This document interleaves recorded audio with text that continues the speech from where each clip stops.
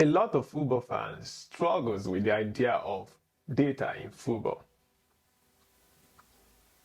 By the way, not data backed. However, the point is, most of what we enjoy about football stems from the randomness that exists in football, the unpredictability that exists in football. That's what we enjoy most about football. That's where it stems from. And now data is reducing that. So for me, I think I understand the struggle because I've also struggled with it before. And to me, the reason why we have data, the reason why data in football is gaining a lot of attention, the reason why data is in football is because of business. Football is no longer entertainment alone. Football is now a full-blown business. And for every business leader, for every business setup, predictability is something you want. You want to be able to predict what is responsible for what do you need to change, what do you need to improve to get what. So which means now that we have football business, now that we have football as a business, there are a lot of business questions that we need to provide answers to. And that's where data comes in. I think Peter Drucker was credited with a quote that says, let me paraphrase, you can't improve what you can't measure. You can only improve what you can measure. So which means the first step is we need to start measuring things. Because business wants improvement. And when I say business in football context, I'm talking about the complete stakeholder, from the footballers to the coach, to the sporting director, to the club owners. We have questions. They have questions that they need answers to. And that's what data has come to help us with, to be able to provide answers to those questions. Now, what is data? To me, I can describe data as facts. Oh, Steven Gerrard scored 24 goals in a season. Fact. Claudio Makelele completed 266 successful tackles in a season. Fact. Those are facts that we gather. Those are data points.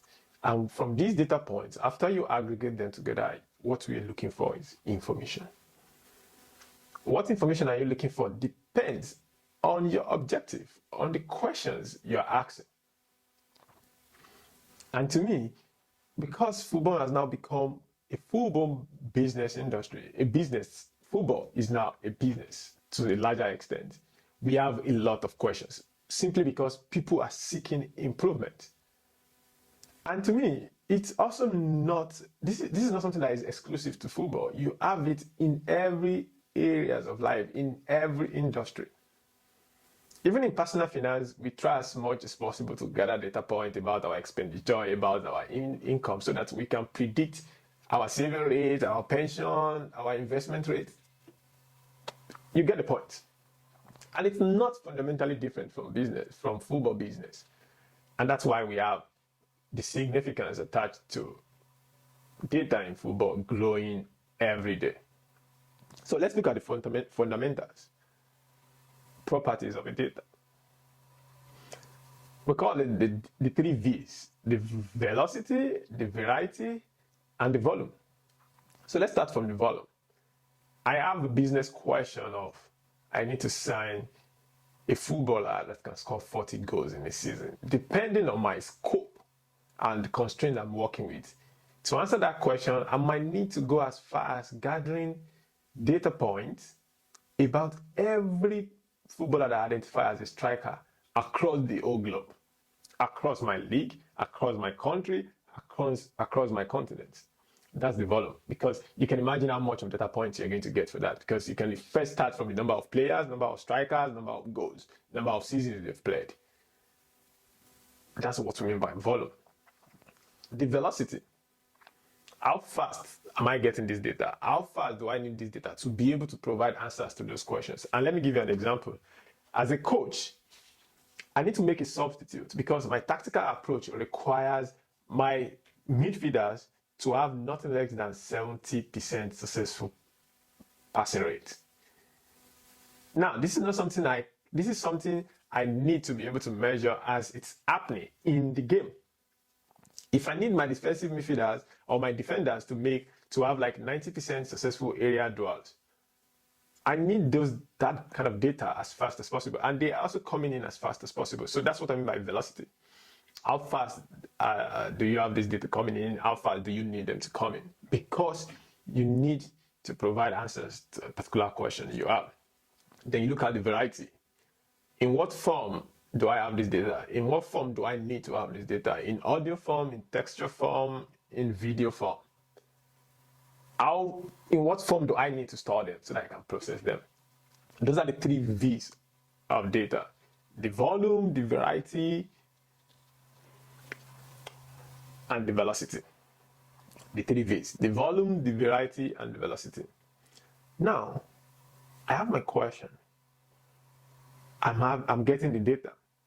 How do I make my decision? Now, the first way we know about making decision in this context is data-driven decision. So data-driven decision basically means you are making your decision based on the data you have. Absolutely. So it's more like rules. I want to sign a 40-goal striker. Any striker that scored 40 goals last season, get them for me. That's all. Data-driven decision.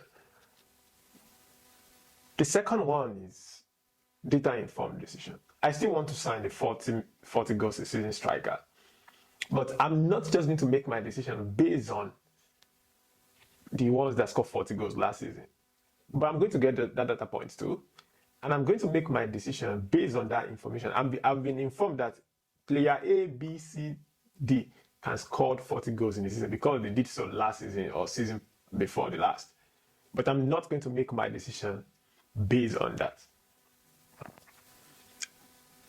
Now, the third one is data inspired,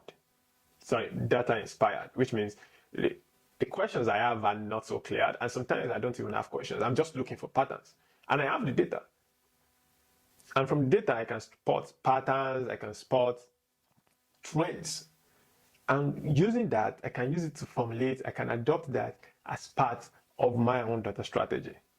Because these questions, to a larger extent, they are not one question in a year or one question in a season or one question in a decade. No, these are continuous questions, which also means you need continuous supply of these data points. For instance, the example I made earlier about a coach making a substitute, you do that almost every game. So it's not, and you can do that in every part, in every phase of the game. So it's not something that you do once and that's it. No. And if you look at it, from you providing, coming up with the questions, or from you thinking about the business question you want answers for, and going out to get the data, analyze the data, you can already imagine the kind of challenges that you're going to encounter across the whole end-to-end process.